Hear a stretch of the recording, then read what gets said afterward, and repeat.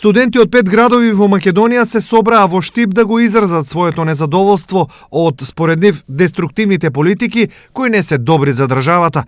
Јавно го искажаа својот став против законот за употреба на јазиците и евентуалната промена на името на државата. Неординарно се гледа ова и мора да му дојде крај со разнебитувањето на нашиот идентитет.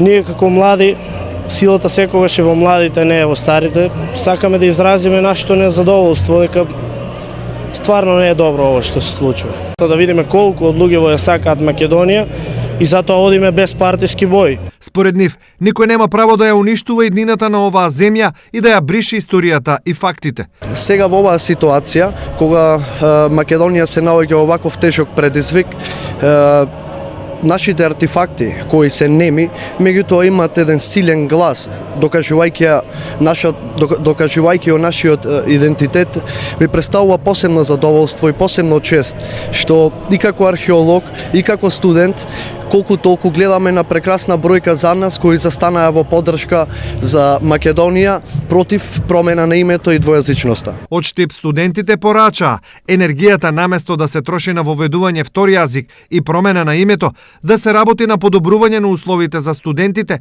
во насока на зголемување на стипендиите, воведување на превоз за студенти и слично.